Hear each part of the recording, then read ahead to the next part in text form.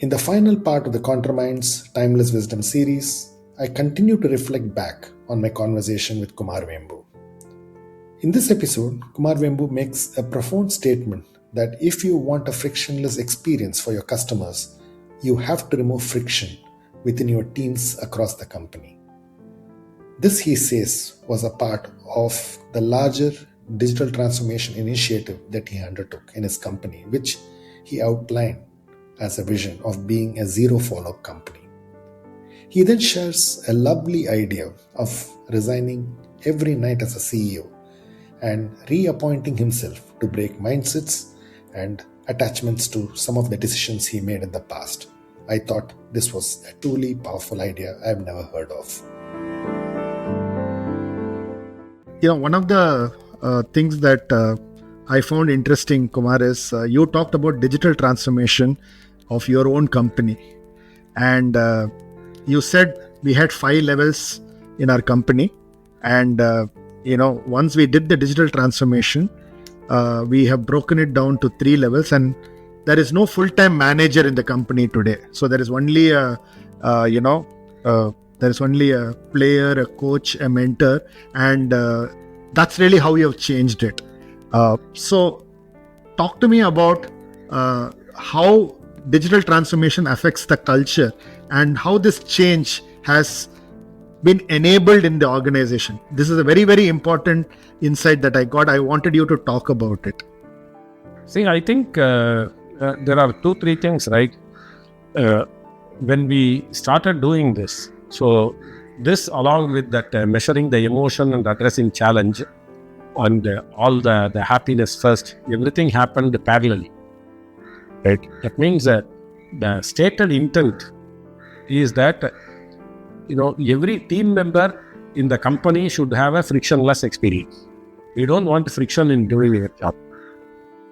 And only if internally we are frictionless, we can give a frictionless experience to customers.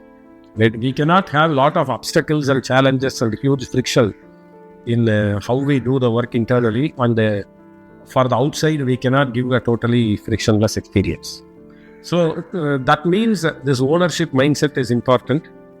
Identifying where there are frictions. So we did a lot of process re-engineering and how to empower the people, right? Because many times friction is caused or work is paused because I'm not empowered. I have to go and take approval, or I'm waiting for somebody to tell me to go ahead or something like that.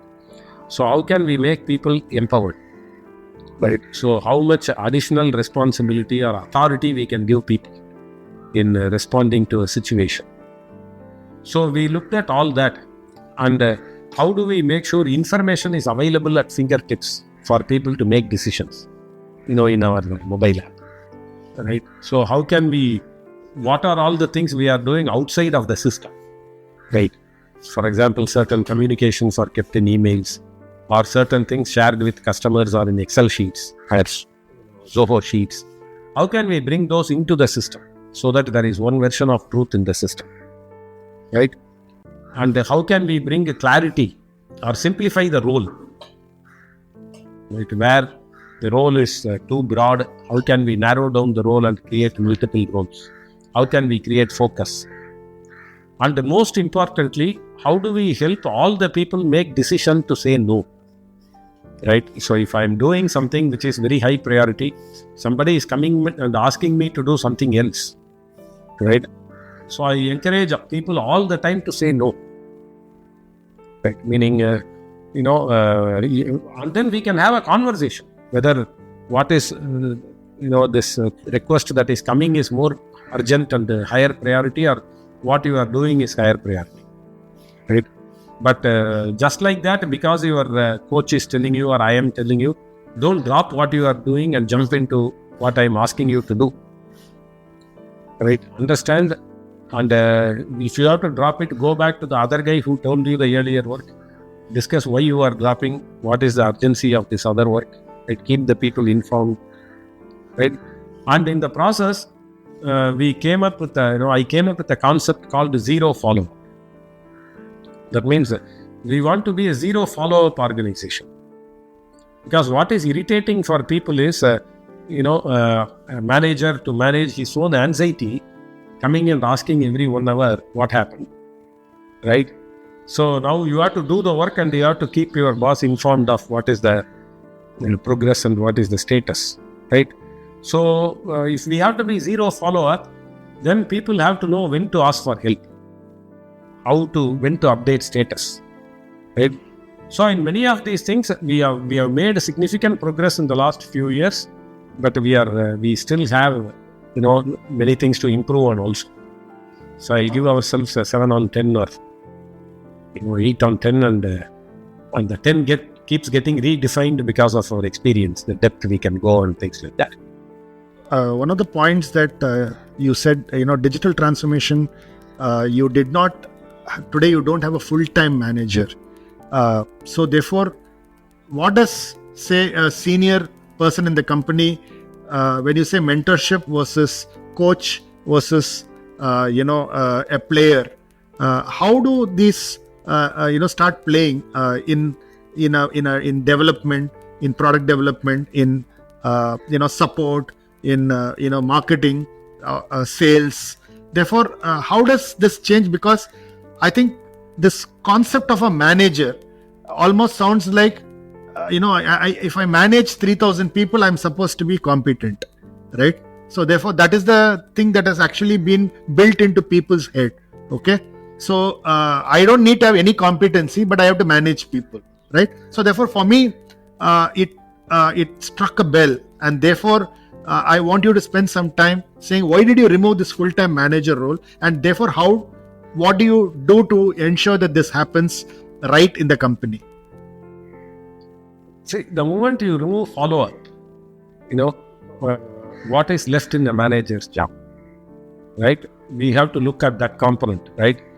Because a significant portion of, why, middle management people, every time there is a trimming of the workforce or layoff in our software services, people always talk about the middle management people getting laid off. And a lot of those middle managers are unemployable in the industry because they might have been rockstar programmers before becoming a middle manager.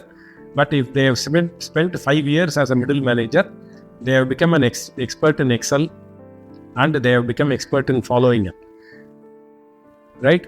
So that is why, the problem comes. So we talk about it openly to people. We don't want to be like that, right? Whether you are 10-year experienced manager or 20-year experienced manager, any day you are not happy here, you must be able to find a job within a day.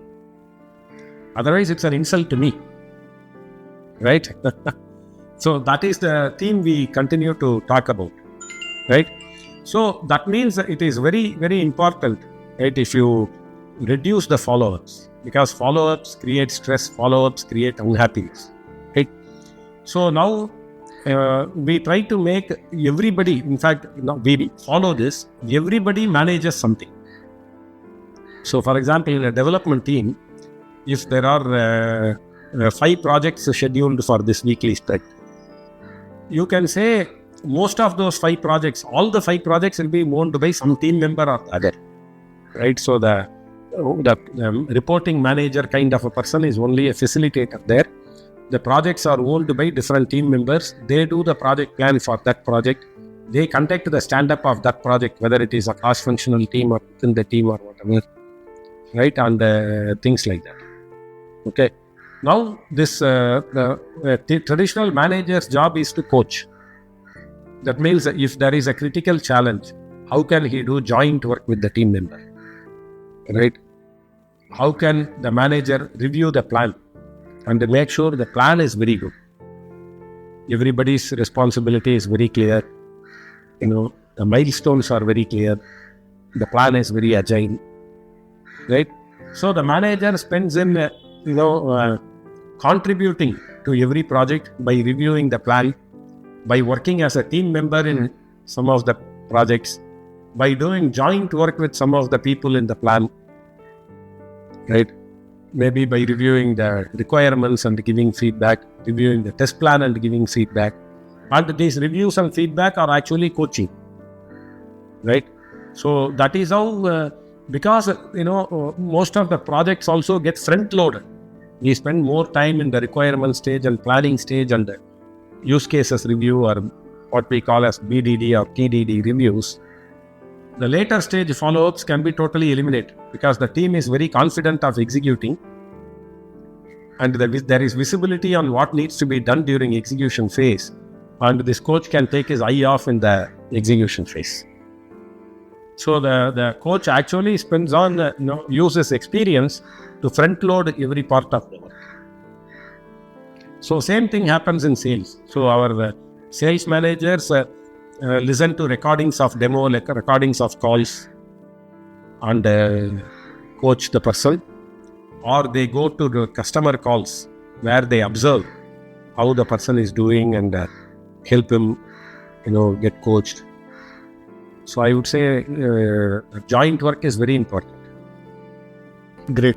So I'm going to ask you a last question, though I had lots of questions. I think I have overshot that time. So this is largely a culture discussion, which in my opinion is absolutely gold as far as I'm concerned, what you have said.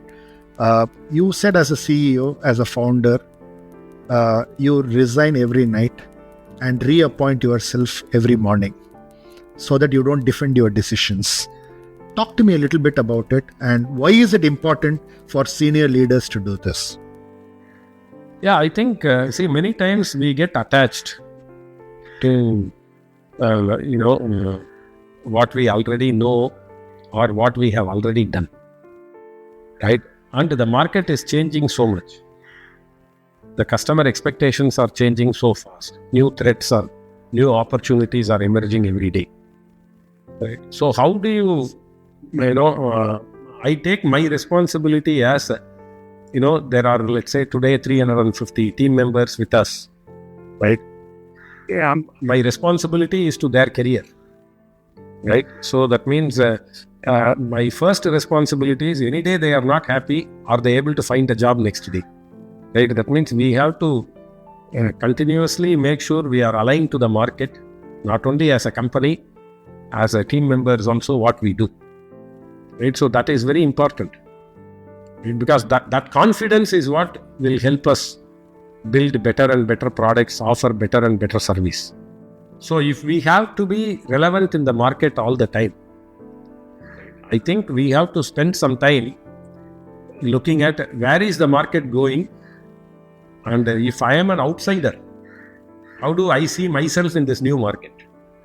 In fact, I love a quote by Narayana Murthy, right?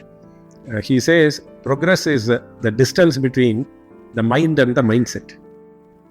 So even when you know a reality, right, your mind can acknowledge the reality, but your mindset will fight it. So when you resign in the night, right, you basically put your mindset to a little bit of a rest, right? You openly look at, where are you?